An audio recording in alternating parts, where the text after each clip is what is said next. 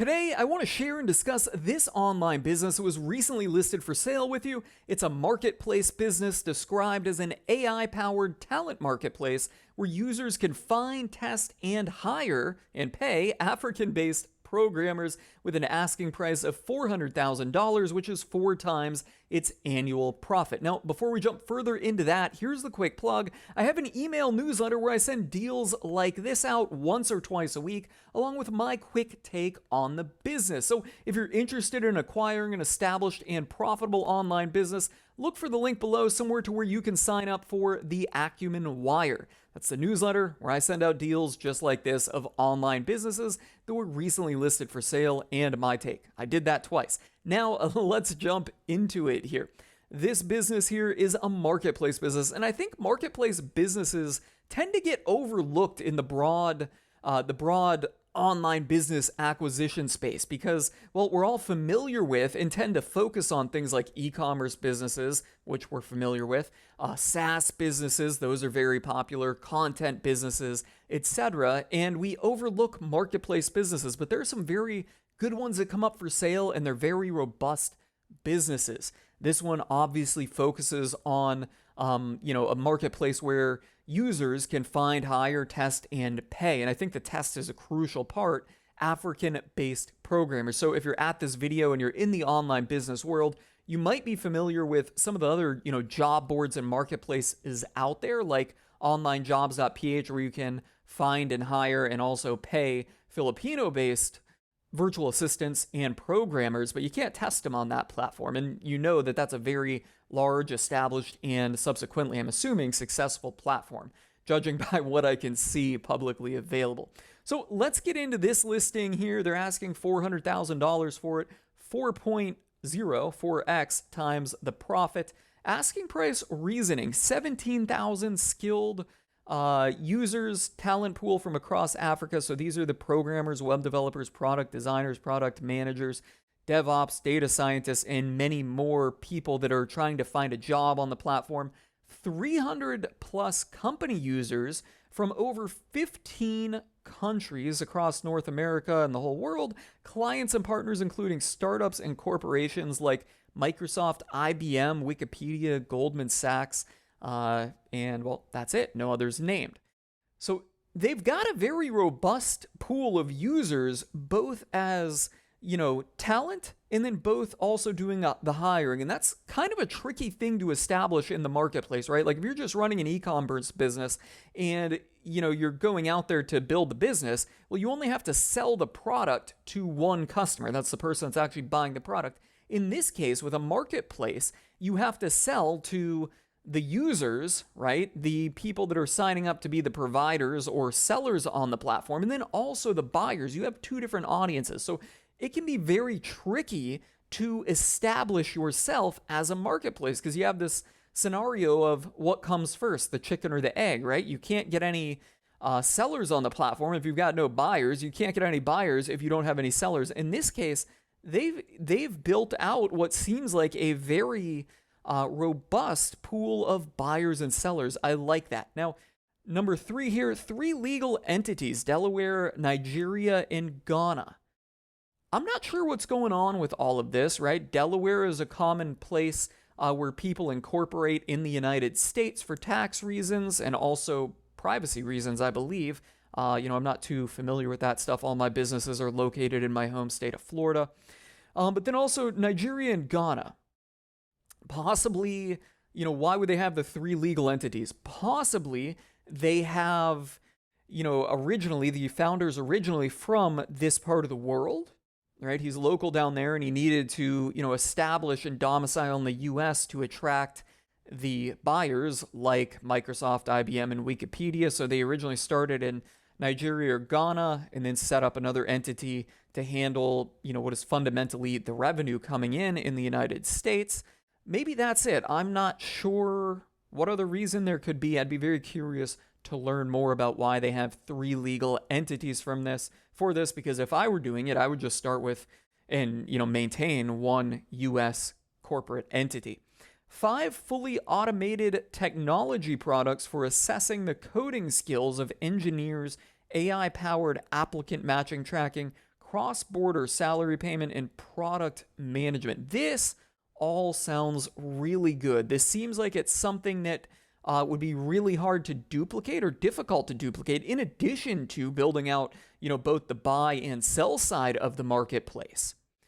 They've got a way to assess the skill of the engineers, and a lot of marketplaces out there, like Online Jobs PH, which I use and mentioned in this video, don't have anything for that. It's kind of a YOLO marketplace, right? There's a bunch of people on there offering services from the Philippines, a bunch of people hiring, and a shit show that goes on in between, right? The people doing the hiring have to filter out and vet talent that may be qualified, but oftentimes is not. And the people that are on there supplying their talent, looking for jobs, probably have to filter out, companies that are actually sustainable. Because my guess is there's a lot of, how should I say this? Low quality jobs posted on there, things that, are just like real short term and little startup businesses that are here and they'll exist for a couple weeks and they just, decide to pull the plug and cancel everyone. So with this, having some type of way to assess the engineers is crucial for the people doing the hiring. AI-powered matching, applicant matching and tracking also sounds very good, because I know as somebody that uses these types of platforms, it can be very difficult to figure out if, the person you were talking to even has any skills at all. It's much nicer when you can say, hey, here's the person for the job. Making payments for salaries can also be difficult with fees and stuff. It seems like they've got that fleshed out. I like that. Received a patent for the technology solution. That seems even better. Some type of patent likely in this to protect the intellectual property. And then finally, strong founding team and advisors with decades of work experience from corporations like PwC and Google.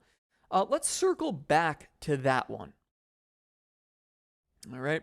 Here we see the revenue, 104,000, profit, 100,000. So basically, they're doing this with no expenses. Very, very lean operation. All right. So as we discussed already, we kind of know what this business does, and then there's a little bit of detail there about Africa as a talent pool growing. And I think that is something that is legitimate, and I think that's something that's kind of really up and coming, because lately, if you've been in the outsourcing space for the last few years, you've seen the price of talent in other popular low-cost outsourcing hubs like Eastern Europe, India, Philippines. You've seen the price of talent there increase rapidly. Meanwhile, the talent pool in these African countries has largely been overlooked, and it is available at a much lower cost. The talent is much lower cost than what it is in these places that used to be talent hubs. And the business model, how this business makes money, the talent marketplace has a B2B commission fee, so they're, making payment or making money from, well, let's just read it. Payment platform for payroll has B2B and B2C commission fee for monthly salary transactions. So I'm guessing, like Upwork, they're taking a haircut out of both, what the buyers are paying and then also what the sellers are getting. They're double dipping on both sides of the spectrum. And here's their tech stack, some competitors and growth opportunities. Finally, increased content marketing, focus on SEO, social media, increased digital marketing, etc.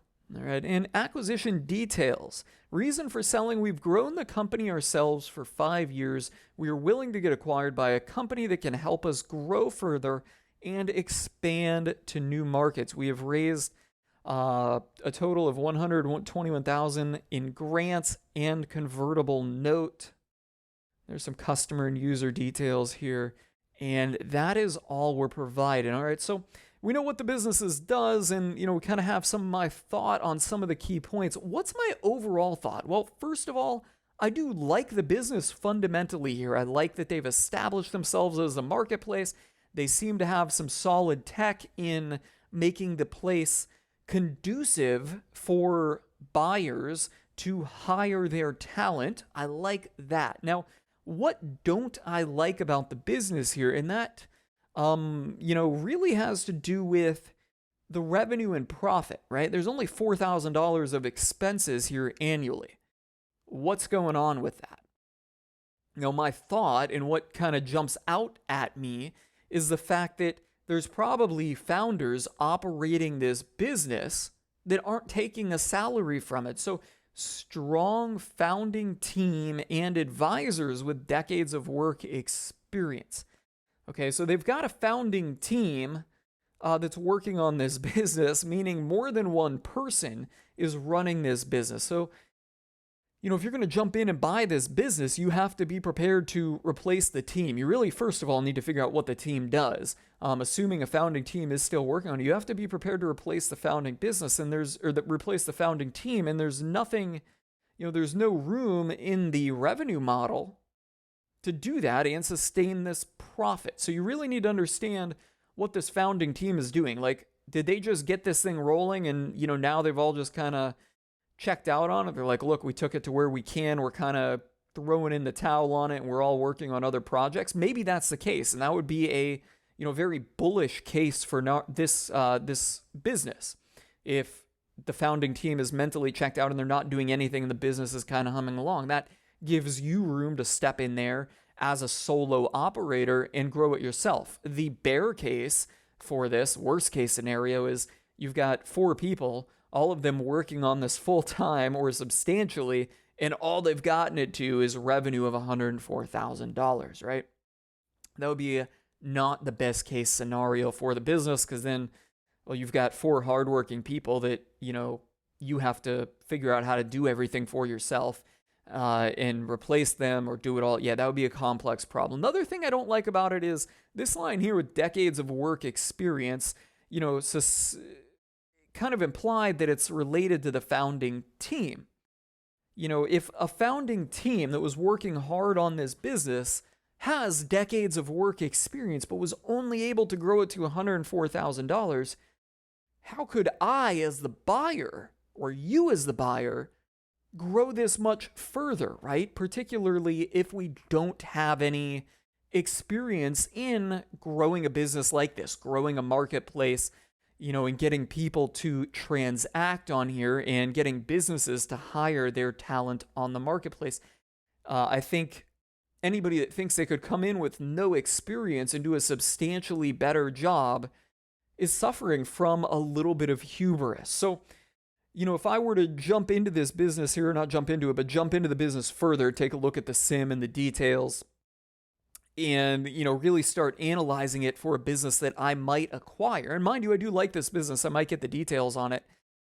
The big thing I would really be focusing on here is, hey, what is this founding team doing now? What did they try? Why are they only at $104,000? That's really what I would be looking for answers on to kind of decide where I'd be going with the business. On that note, guys, I hope you found this helpful and insightful in your search for an online business for sale. If there's anything about this listing that you have more questions on, or maybe you think I missed, let me know in the comments below. And hey, and if you haven't already done so, sign up for my newsletter, the Acumen Wire newsletter, where I send deals like this, online businesses that were recently listed for sale, straight to your inbox. I'm calling it a wrap and signing off on this one.